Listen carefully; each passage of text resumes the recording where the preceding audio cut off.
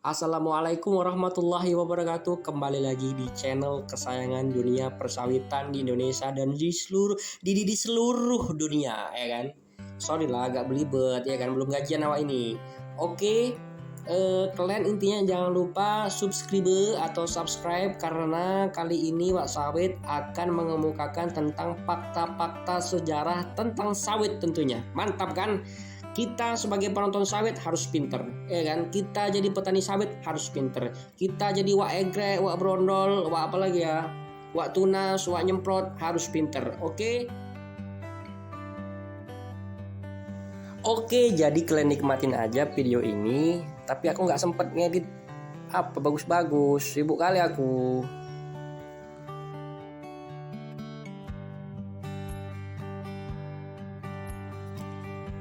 Oke wakku, kita mulai aja asal mula masuknya kelapa sawit di Indonesia. Ya kan? Kelapa sawit atau disebut dengan Elaeis guineensis. Paten kali nama latinnya ini. Bingung juga aku nengoknya. Bacanya bukan nengoknya, ya kan. Bukan tanaman asli Indonesia. Jadi sawit itu bukan tanaman asli Indonesia. Tanaman ini merupakan tanaman asli Afrika Barat dan Afrika Tengah. Nah, di Indonesia sendiri sejarah kelapa sawit berasal dari 4 biji kelapa sawit, ya kan? 4 biji, iya ngomong ya. Gimana ngomongnya itu, Pak ya?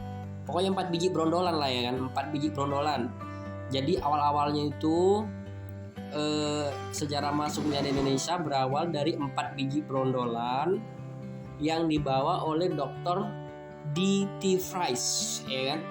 Masing-masing benih tersebut ditanam di hutan raya Bogor. Yang iya. Bukan hutan raya Bogor, tapi di kebun raya Bogor, ya kan? Kemudian di kebun raya Bogor, pohon kelapa sawit tersebut tumbuh tinggi dengan ketinggian 12 meter. Masih kecil, ya kan? Di sini loh, Pak, yang dipanen sekitar 20 meter, 18 meter, ya kan. Namun pada tahun 1853 atau 5 tahun setelah ditanam, pohon kelapa sawit di kebun raya Bogor menghasilkan buah dan biji-biji, kemudian disebar secara gratis tis-tis, termasuk dibawa ke Sumatera pada tahun 1875 untuk menjadi tanaman hias di pinggir jalan. Tidak disangka ternyata kelapa sawit tumbuh subur di Deli, daerah Sumatera, Wak. Ya kan, wak-wak yang Sumatera Utara, pokoknya Medan sana lah. Tahu lah itu Deli Serdang, Deli lah pokoknya. Ya kan, Kesultanan Deli itu. Nah, itu dulu sawit-sawit jadi perhiasan situ, perhiasan di pinggir jalan, cuman perhiasan tanaman hias di pinggir jalan pada tahun 1870-an. Sehingga bibit-bibit kelapa sawit tersebut dari daerah ini dikenal dengan nama kelapa sawit Deli Dura. Oke. Lanjut, semula-mula orang Belanda tidak terlalu menaruh perhatian terhadap kelapa sawit. Kayak ala apalah, ya kan gitu. Pokoknya nggak penting lah gitu. Kayak biasa aja lah sama sawit, ya kan. Jadi mereka lebih mengenal minyak kelapa daripada minyak kelapa sawit.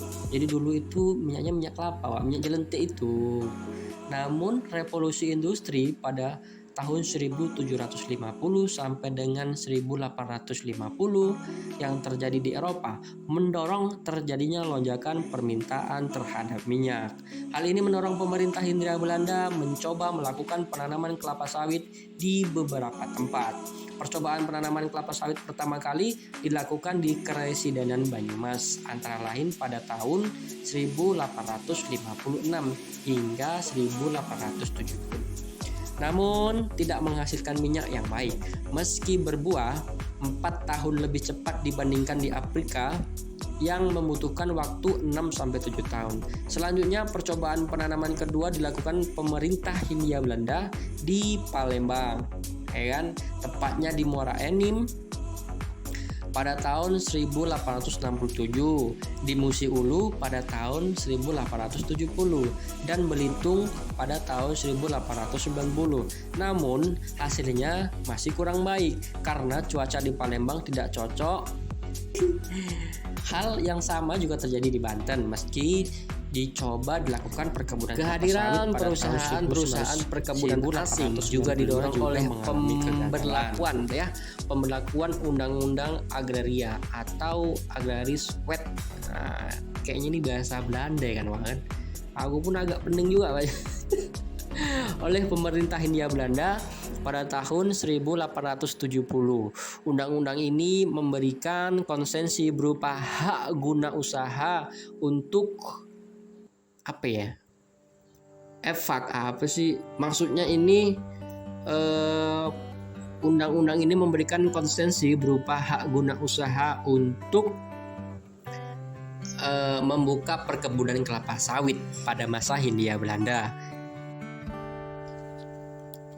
Oke, wah, itu tadi tentang asal mula, ya kan, lompatan sejarah, histori tentang masuknya sawit di Indonesia dan era Hindia Belanda, ya kan. Jadi urutannya itu masuk dulu ke Indonesia, kemudian berkembang, kemudian dikembangkan di era Hindia Belanda.